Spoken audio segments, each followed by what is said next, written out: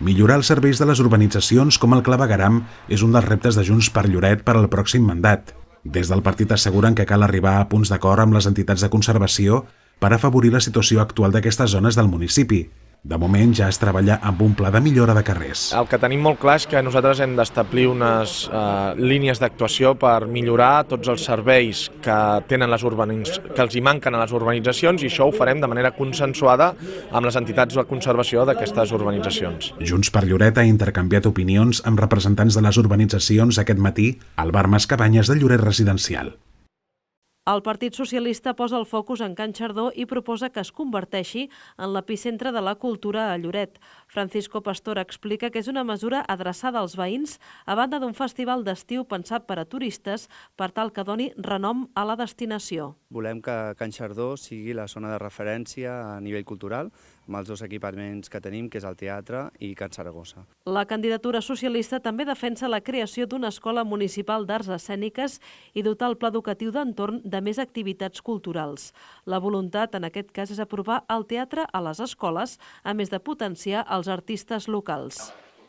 Esquerra Republicana ha presentat aquest matí el seu programa electoral. La formació destaca 3 eixos bàsics: el social amb polítiques d'educació i una aposta pels joves i la gent gran, l'econòmic amb una atenció especial pel turisme i el mediambiental amb noves mesures per potenciar el patrimoni natural. Ho hem articulat fonamentalment amb 3 eixos: l'eix social, l'eix econòmic i després l'eix ambiental, i crec que, bé, un seguit de propostes molt ampli que en definitiva crec que poden respondre a les expectatives de tots els ciutadans de Lloret. Algunes iniciatives que es volen dur a terme en el pròxim mandat són la incorporació al patrimoni municipal de la finca Bon Repòs o la creació de la Reserva Marina de Lloret.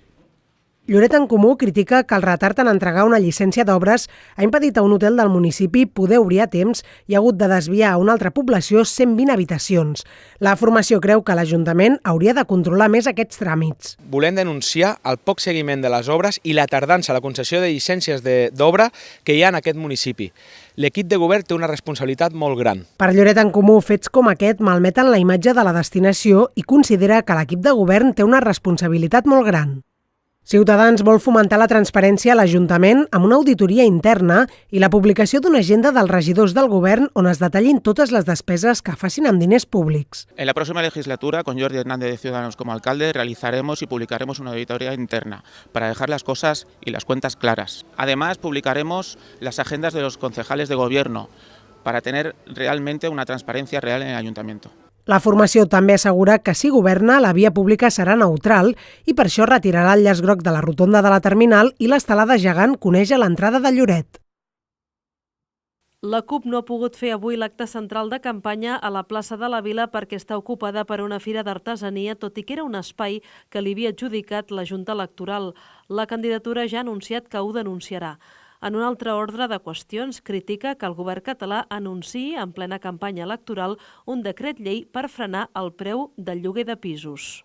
És una mesura que desconeixem totalment, no ens ha estat presentada. La CUP recorda que ja es va fer aquesta proposta en el Parlament a través d'una moció d'emergència social, la qual no va ser aprovada.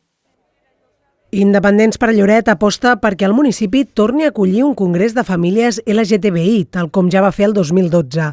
A més, la formació creu que Lloret hauria d'impulsar polítiques gay-friendly. El que volem aconseguir és que famílies de 2 papes, 2 mames, que tinguin aquí una cabuda, que sigui una ciutat o un poble gay-friendly. El partit encapçalat per Enric Martínez va aprofitar per fer les propostes ahir divendres 17 de maig, coincidint amb la commemoració del Dia Internacional contra l'homofòbia, la transfòbia i la bifòbia.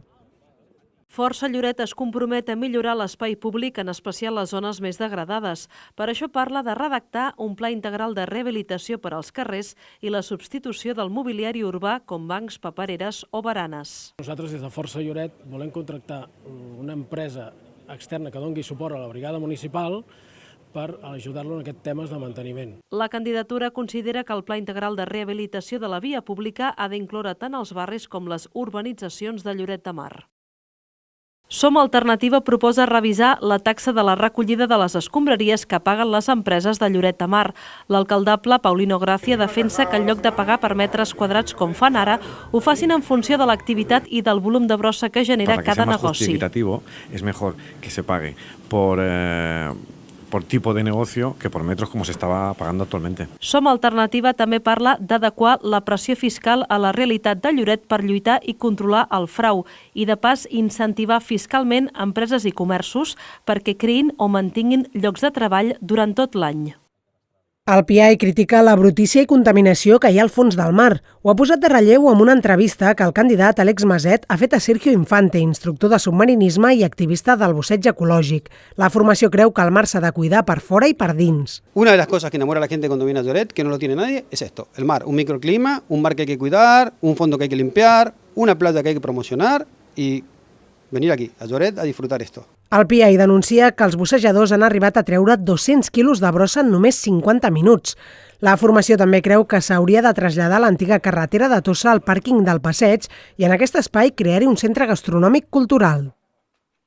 Podem ha exposat les seves mesures per combatre la precarietat laboral a la vila. El partit ha explicat que cal incrementar el salari mínim interprofessional i demana més inspeccions de treball i controls a les empreses.